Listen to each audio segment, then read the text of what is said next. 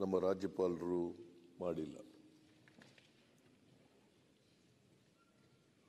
ಸರ್ಕಾರದ ನಿಲುವನ್ನು,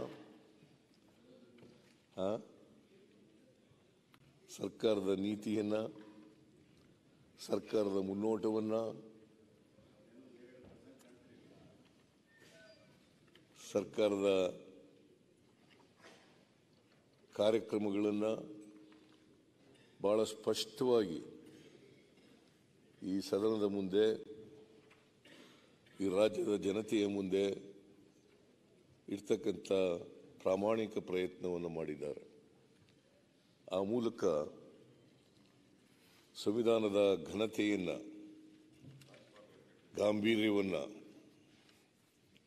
ಮತ್ತು ಅವರ ಸ್ಥಾನದ ಗೌರವವನ್ನು ಉಳಿಸಿಕೊಂಡಿದ್ದಾರೆ ಅಂತಕ್ಕಂಥ ಮಾತುಗಳನ್ನು ಈ ಸಂದರ್ಭದಲ್ಲಿ ಹೇಳಲಿಕ್ಕೆ ಬಯಸ್ತಾ ಇದ್ದೇನೆ. ಸೊ ಹಾಗಾಗಿ ರಾಜ್ಯಪಾಲರು,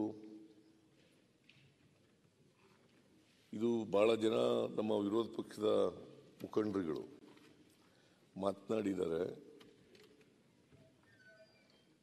ರಾಜ್ಯಪಾಲರ ಕೈನಲ್ಲಿ ಸುಳ್ಳು ಹೇಳಿಸಿದ್ದಾರೆ, ರಾಜ್ಯಪಾಲರ ಕೈನಲ್ಲಿ ಸುಳ್ಳು ಹೇಳಿಸಿದ್ದಾರೆ. ಇದು ಬಹಳ ನಿರಾಶಾದಾಯಕವಾದಂಥ ಭಾಷಣ.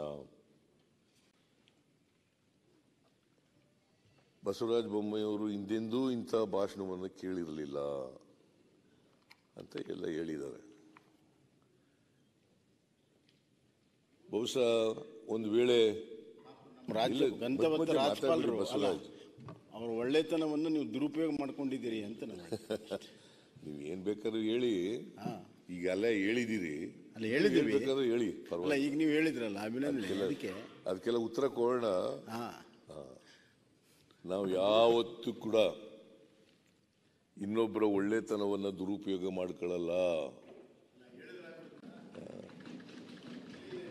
ನಾವು ಅದನ್ನ ಯಾರ ಒಳ್ಳೆತನೂ ದುರುಪಯೋಗ ಮಾಡ್ಕೊಳ್ಳಲ್ಲ. ನಿಮ್ಮ ಒಳ್ಳೆತನೂ ದುರುಪಯೋಗ ಮಾಡ್ಕೊಳಕ್ ಹೋಗಲ್ಲ. ನಿಮ್ಮ ಒಳ್ಳೆತನ ಇದ್ರೆ ದುರುಪಯೋಗ ಮಾಡ್ಕೊಂಡಿಲ್ಲ. ನಾವು ಇವತ್ತಿನವ್ರಿಗೆ